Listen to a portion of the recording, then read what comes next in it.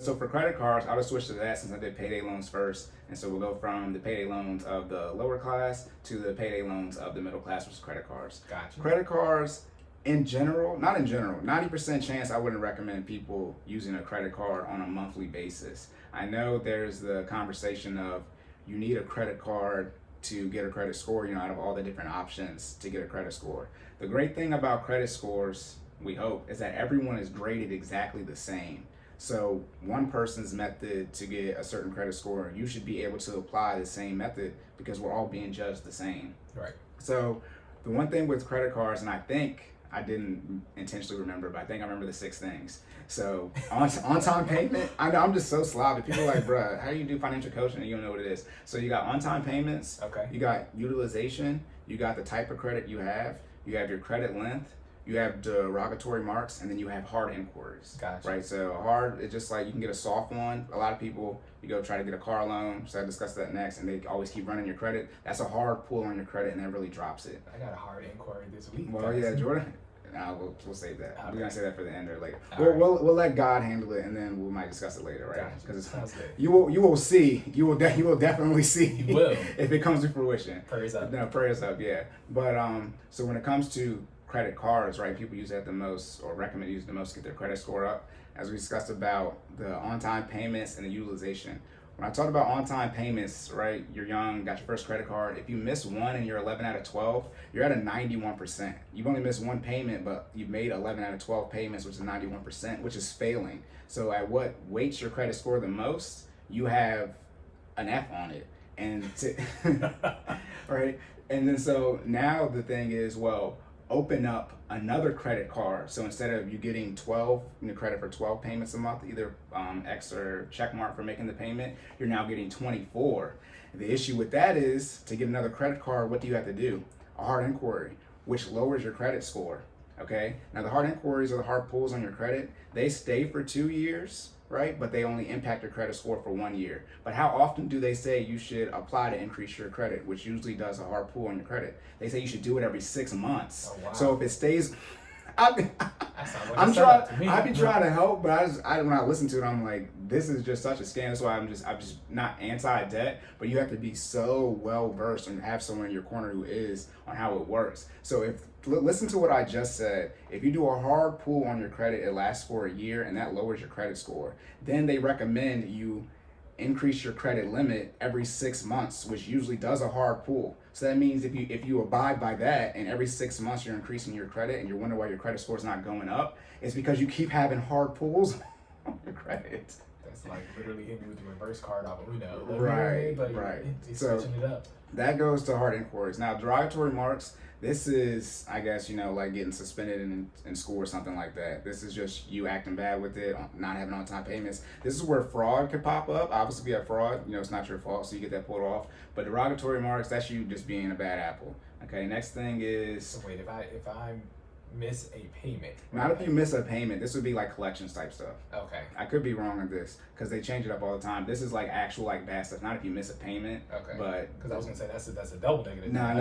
Yeah. Well, technically, it is a double, but it's not if you miss a payment. Because if you miss a whole bunch of payments, eventually you'll be in collections. Okay. And that's why it's so hard to get your credit up because now you got so much weighing it down from a percentage standpoint. Got it. Right? Okay. Yeah. And then the next thing is credit length. This is the credit length is the funniest thing. If you want to have the best credit length average, you apply for one credit card the day you turn 18 and you never get any more debt. Because the way math works, as you apply for new loans, as time goes on, your average is going to continue to get lower and lower and lower, right? If you apply for one credit card when you turn 18, 7 years later, your average length will be seven years. Right. But if you apply for another one 3.5 years in, it'll now be 3.5 years. So now most people don't do that. And again, I reversed it as far as percentage wise. So derogatory marks, hard pulls, and length, they don't impact as much as utilization and on-time payments. But again, it's all weighted together. So when you're listening to people give all this different advice, you see why it's so hard for some of you who wants to get closer to that 760, 750, that quote unquote A range floor of a credit score. That's why it's so hard, because you're not managing your percentages right when it comes to your credit. Okay. Gotcha. So for average length, again, I mean, that's just simple math. the more loans you apply for, that automatically that's going to do a hard pull when you get a new loan, right? And then on top of that, it's going to lower your average length, right? And that's why they also say though not to close your credit cards, right? So if you got a credit card at 18, right, and then 7 years later you close that credit card and apply for a new one, now you're back at 0 for your average length. So that's why they always recommend not to close your credit card. So I have heard that before. So but what happens when you have a credit card and you just don't use it for a while? Right. So you have to speak explicitly with your credit card provider on what the inactivity time limit is. It's usually a year. It's usually always at least a year. Okay. But it's once, as long if you don't use it within that year, then they'll terminate it. Usually now they'll send you a notice and things of that nature. Some credit cards though, they charge you not a maintenance fee to keep the card open. Okay. So you probably, but again, this depends. I mean, there's so many credit cards out there. You have to speak particularly with the credit card company that you're with. But yeah, it's usually about a year, and if you don't use it, then it becomes inactive. But again, with the credit bureaus, your credit bureaus don't have any information. They just have the information that the banks send them. So Equifax, TransUnion, FICO, and Experian, they actually don't have any credit card information. The banks, if you got something like a Victoria's Secret, they send them that information. Okay. Now we're getting to the technical things. Okay. When I'm putting information in a file, what's in the file is what the credit card company receives. They have no control on the information in the actual file they receive from the bank. Okay. So for some people who try to get something removed off their credit, and they got it removed right off Experian, and they want to know why it appears back up, it's because the file that the bank is sending still has whatever the issue is you got removed off your credit. So if you don't want to remove it, you do want to remove it from Experian, whatever the credit bureau is, but it also has to get removed from the file that the bank or the credit card company is sending to the credit bureaus. Because as long as it's in that file that they're sending, right, it's going to keep showing up over and over and over again. Yeah, we don't want that. No, you don't. Definitely don't want that. If there's something you want removed off and it's lowering your credit, okay, so that's average length. Then after average length would be, what did I say? Average length. Derogatory marks. On-time payments. I missed one. Average length. Utilization. Yeah. On-time payments. There's 4 though. I feel like I skipped one. On-time payments, utilization, excuse me, y'all. Hard inquiries, average length, derogatory marks. Now I'm at 5. I guess I'm just slipping. I guess we can wind it back. Anyways, let's just go to utilization. I'll probably pick it up afterwards. So utilization, we discussed that last time. Again, you want to keep it, as I was saying, you missed that one payment, right? Now you see how you're on time, you missed that one payment, right? And if you miss that one payment, your utilization is likely higher. So now, what is the 2 that are weighted the most, over 50% of your credit score, they're both getting dragged down. And that's why people always say you got to get out of credit card debt and you can't miss a payment. Because if your utilization, your on-time payments are messed up, right? That's it, shot to the grave. The one good thing about utilization is you can fix derogatory marks right away, but you have to put in some work for that. But you can fix your utilization literally instantaneously, right? You can have 100% utilization, and then you can pay it all up, and you drop right back down to 0. So that's I would say it's a good thing. So wait, that's the benefit of that. Isn't there something that you have to do with timing in terms of utilization to make sure that? Right, the timing with the utilization, but this is when we go back to using a debit card like a credit card and get back into gym badges. Gotcha. I'm just going from an overall standpoint how the credit score works. Again, I don't recommend 90% of people use it on a consistent basis. I understand people, especially when you're talking about getting a loan, a mortgage, you usually need a credit score for that. Okay. And most financial institutions no longer do manual underwriting, which is what essentially existed before the credit score. Credit score existed, I think, came out in 1980, 81. So it's very new from an economic standpoint and how our finances work in the United States. So you can get a loan without having a credit score, but that's called manual underwriting. And most financial institutions don't do that anymore because it's more expensive. They can just cookie cut all the loans now, right, with the computer and the credit score. Gotcha. So that's the one hesitation with telling people not to have a credit score. But if you work with me, you're gonna be in a high cash position, so you really don't need one when you're applying for a loan. You can get that manual underwriting because you're gonna come with that 10, 15, 20%, 30% down payment for the house. Hey. So you got to balance it on both sides. It's not, hey, don't just have a credit score and then just do what you want. That's the one thing too. There's a lot of steps in this process. So shout out to Silent Cory, showing you how credit works and then telling you not to use it. Showing you that. Well, that's why the one thing with credit, as I said, we all get graded the same. So if my credit score higher than yours, I don't understand what the friction is on the situation.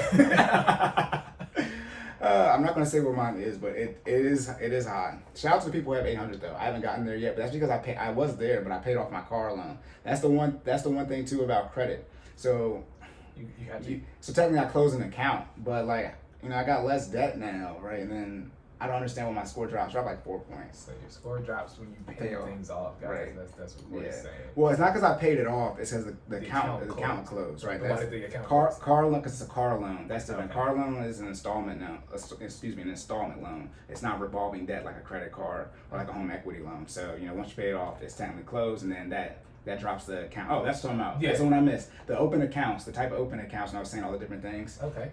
So again, utilization.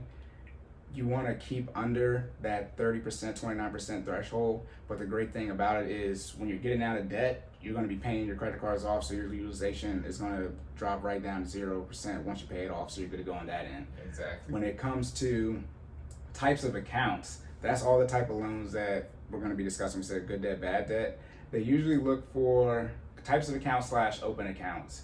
They usually want you to be in here's the scam. You usually want to be in like the double digits for type of loans you have actively open. But how many times? That means you have to apply for 11 loans. So if the hard pull is required for you to get a loan, that's going to take you at least 11 years to get that many, which for most of us trying to buy a house right under 30, that's just not feasible. The good thing is though, you can get an 800 credit score without having to have all these account opens, which is why, not that I'm anti credit or anti debt, but it's people play it the wrong way with the way things are weighted. Truthfully, I had two credit cards, and I did when I was in college, like most people. Max, it was only $1,000, but that joint was always about $900, $950, and I was just getting gas to get by. So was your first credit card a secure credit card? No, it wasn't. That's the one thing too.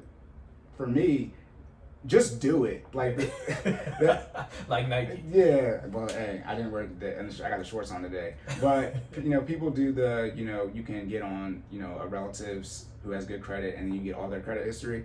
The issue with that is you gotta start earning your own stripes. I know everybody like Lion King, Simba, but you gotta earn your stripes out here, Tiger, Legacy type stuff. No referees, no zebras, but you gotta earn your stripes. So for me, I want you to earn that because like we always say, you gotta build your habits and be accountable. But if you just and you can't inherit a credit score, but I guess you can from that standpoint where you can just get their history, which I guess is inheritance in that standpoint. Right. But if you don't know how to use credit properly, and then you just get an 800 credit score because you had your mom or your dad had an 800 and you get all their credit history, I don't recommend that. That's not the move, because then you have to know something about credit, and it doesn't take that long to get an 800 credit score, and you actually, you don't need it by what? 30? You can get it before 30. You don't need an 800 credit score, especially if you got all that debt anyways. But back to the types of loans. So usually they want to see, as always, you're good. Usually when we be talking, you gotta drink water. Parched out here. Right. Usually they want to see, as always, lots of credit cards. But with credit cards, you just got to keep applying to get new ones. They want these types of accounts for this section. They're all different accounts. So it is different from you having a credit card, right? And let's say you increase your balance and you get like a whole new credit card. Right. That's technically still viewed as one account. It's like, even though you have a different card, a different number, it's like getting a whole new line of credit accessible to you. And that's what they look for. And then I said, again, but that they're looking for that really pre-mortgage, right? Because once you get really you just need a credit score to get the mortgage, right? You're just building your credit score up until you get the mortgage, and after that, why do you really need that? Gotcha. Right. So credit's essential for property. In the words of Joe Budden, when he was talking to Lil Duval, he said, "Oh, you want to get into real estate? You want to have credit? You can pay for stuff cash."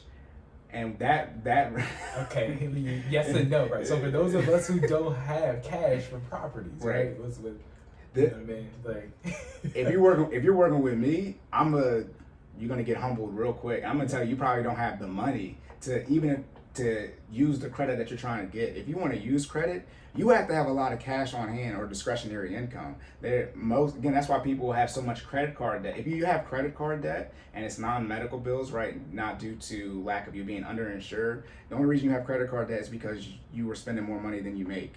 I don't care what people say. You can fight me on that all you want. But even if you use a credit card, right, as quote unquote a debit card, and as long as you're spending less money than you make, you should never have credit card debt. But then when it gets to credit card debt, it's not like people have, $1, $2, like they have more than they make in a month. Yeah. And then the one thing with credit card debt is people put your bills on there, and a lot of people say, no, I pay my bills. Like, you don't. When you make a transaction on a credit card, the credit card company pays that bill for you. So let's say you put your light bill on your credit card. Right. Your light bill is paid. The credit card company pays that for you. Then you're paying them the money back. But let's say you have a $100 charge for your light bill. People are like, damn, $100. Right. So you got your lights off. Right. You got a $100 charge for your light bill, and let's say you go spend $100 at Target, right? So you got $200. Right. And you're like, oh, I'm gonna make the $100 light bill payment that I budgeted for, and then that also includes let's say your minimum payment is $20, right? So that's all inclusive. I'm like, oh, I pay $120. I'm good. I got $80 left, and I pay my light bill. You didn't pay your light bill. Your credit card company paid your light bill. You still owe $200. You gave them $120. Now you just owe $80, and then that interest gets charged on that $80. You actually don't pay the bill. I know you get credit for it. They're not looking for the money. Right. But it actually doesn't work that way. The credit card company pays the bill, and that's why you owe them money, because you can't say, hey, I paid my light bill. Right. They're gonna look at you like, no, we paid your light bill, and you just owe us money in general. We really don't care what it was for. So people sometimes get confused on that. And then the last thing is on-time payments, which I touched on. Gotcha. Right? Yeah. And so if you miss an on-time payment, don't do it. Yeah, don't miss a payment. That is the one we talk about, drinking water. When it comes to people who are pro credit, never miss a payment. You can't afford to do that. You gotta wait 7 years for that to get off your credit. Sorry. It's no other way around it. Right. Go ahead. So you mentioned discretionary income before. So elaborate. Okay, discretionary income. All right, me, always back to I talk to budget all day. Gotcha. So when it comes back to discretionary income, again, budget, income, how much money you make gets deposited into your account. Funny thing is, when money gets put into your account, it's called a credit. They didn't try with these words. So it's called a credit, right? Then outgo, right? Your expenses, that's the money that's being debited from your account, right? So you subtract your outgo from your income, you have a certain amount of money left over. We talked about the financial house, food, shelter, clothing, transportation, insurance and emergency fund. Then you're gonna add in your debt payments, right? And then that's it. So there are only 4 things you can pay for: your necessities, debt, investments, and then your lifestyle. And usually that's the order you should pay for them. Most people usually put lifestyle and debt at the very tippy top. That's when I get back to that grocery bill. It should be your first line item. Most people put debt and lifestyle at the very top, but you should pay for your necessities first. If you have debt, you have to pay for that second, because it's an obligation. You don't pay for debt over necessities. Then you should invest before you inflate your lifestyle and add to your lifestyle. Right. So when it comes to your lifestyle, that's where discretionary income would be. Gotcha. So after you spend all your money, you're investing, doing whatever you want to do, whatever money you have left over, again, that leftover amount is what I always use. You have a certain amount of money left over. Okay. That's your discretionary income. Discretionary income literally means at your discretion. It's money you can use. But the way I work, it's not that I don't believe in discretionary income, it's the thing, but that's why I say the leftover amount. You should, as we said, you should be spending literally every penny that you make. So you do have quote unquote discretionary income, money that you use at your discretion, but you are intentionally spending literally everything that comes into your bank account. Gotcha. Yeah. Okay. Yeah. Discretionary income is cool. That's why I talk about getting on a budget and paying off debt, because really your debt payments, that's your discretion. That can instantly be your discretionary income, and then you decide at your discretion how you want to invest, save for vacation, lifestyle, those extra funds to that debt, right? Et cetera, et cetera. Gotcha. All right, boom.